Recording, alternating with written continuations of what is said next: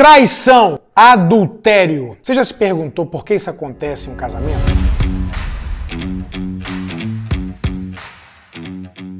Centenas e centenas de vezes eu atendi pessoas, casais, que tiveram problema com traição e adultério. A primeira coisa que eu quero te falar é que isso é uma dor sem tamanho. Toda vez que eu atendo alguém que está passando por essa situação, é de dar dó.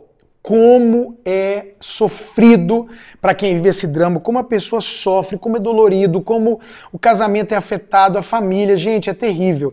E aí você já pergunta, mas por que isso acontece? E aí muitas vezes eu ouço pessoas dizendo assim, pastor, isso é mau caratismo. E eu concordo. Existem as pessoas que cometem o adultério, que traem o seu cônjuge por causa da má formação de caráter, por um caráter ruim, por vagabundagem, safadeza, gente que não tá nem aí. Mas existem pessoas que são de um bom caráter e, além de serem pessoas corretas, de um bom caráter, ainda tem pessoas que têm um temor maior de Deus, conhecem a palavra de Deus, tiveram uma experiência com Jesus, de novo nascimento, entraram no relacionamento sem a mínima intenção de trair. Eu nunca gostaria de trair, meu desejo era viver casado para sempre, não ter esse tipo de problema. E, de repente, mesmo que não seja mau caratismo, e acredite, existem adultérios e traições, que é a razão, eu vou te explicar já já por quê. Não é o mau caratismo. Mas por que isso acontece? Então deixa eu te contar uma história. Eu estava num tempo de jejum e oração, há, sei lá, uns 15, 18 anos atrás. Estava orando, jejuando, trancado numa casa por vários dias, só bebendo água. E lá pelo terceiro, quarto, por aí, dia de jejum, eu comecei a receber de Deus, ali me lembro mais ou menos umas 11 da noite, porque pessoas que amam, que são de bom caráter, que são até tementes a Deus, chegam ao ponto de trair. Essa pessoa ama a outra pessoa, tem o temor de Deus, conhece a palavra de Deus, é uma pessoa de bom caráter. E isso aconteceu com ela. E essa situação acontece mesmo. Eu tenho, assim, trabalhado com tanta gente que, inclusive, quando acontece, se arrepende, alguns até eles mesmos procuram fazer uma confissão porque não querem aquilo, se arrependem do que fizeram. Não é alguém que está vivendo na prática, aprontando toda hora. Aí é safadeza, mau caratismo.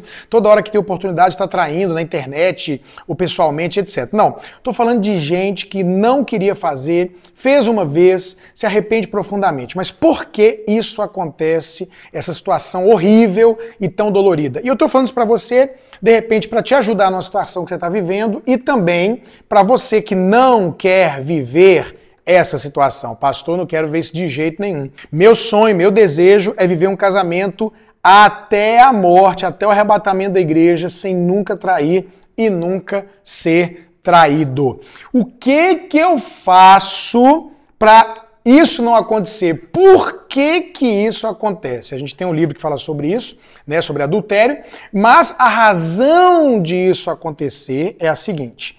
Primeira coisa, número 1 de todas que eu ouço. Isso aqui é muito forte. 90% das vezes a pessoa diz assim para mim: pastor, eu nunca imaginei que isso pudesse acontecer comigo. Eu fui verificar que isso era um fato, eu nunca tinha notado, percebido. Mas depois que Deus me mostrou isso, nesse tempo de jejum e oração, eu comecei a observar. Depois que Deus me mostrou, eu fiz um artigo na internet, que depois virou livro e tudo mais. Mas quando eu fiz esse artigo e depois eu comecei a atender, eu falei, a pessoa senta e fala assim, eu nunca pensei que isso pudesse acontecer comigo. E eu quero que você pare para analisar comigo. Toda vez que a gente acha que algo não vai acontecer, algo não pode acontecer, a gente nunca se preocupa com aquilo, né? Quem nada bem se preocupa em morrer afogado? Não. Quem dirige bem se preocupa em bater o carro? Normalmente não.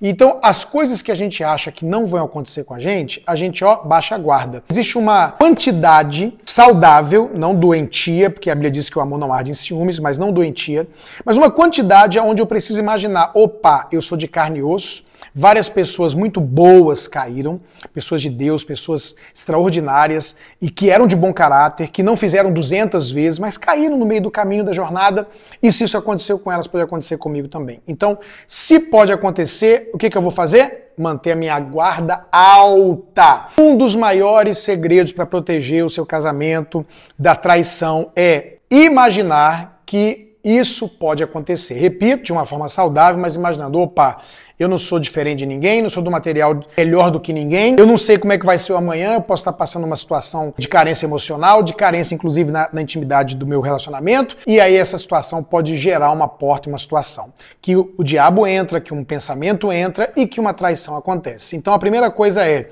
você não imaginar eu jamais poderia fazer isso, ou você não imaginar isso jamais aconteceria comigo, ou meu cônjuge jamais faria isso. Todos esses pensamentos são pensamentos perigosíssimos por uma única razão. Porque você deixa de manter a sua guarda alta, você para de vigiar. Agora, existe uma segunda razão fortíssima, e eu diria que ela está bem próxima da primeira, e essa é uma razão que as pessoas não param para perceber, especialmente depois de alguns anos de casados, quando vão se acostumando. Sabe qual é uma das principais razões, a segunda maior causa de traição? Falta de realização e de satisfação sexual. Quando o casamento começa a ficar sem intimidade, ou a intimidade se torna extremamente repetitiva, previsível, é uma coisa que já não é mais paixão, é uma coisa que acontece sei lá quando, uma vez no mês, uma vez a cada 15 dias. É perigoso, claro, dependendo da idade, isso é normal, mas na maioria dos casos, a idade mais nova, até uma vez na semana, aquela pegada, aquele fogo, aquela paixão, aquela coisa que tinha no namoro, no noivado, no início do casamento, na lua de mel, caiu muito, muito. Pastor, na verdade, a gente nem fala disso. O nosso negócio aqui é meio...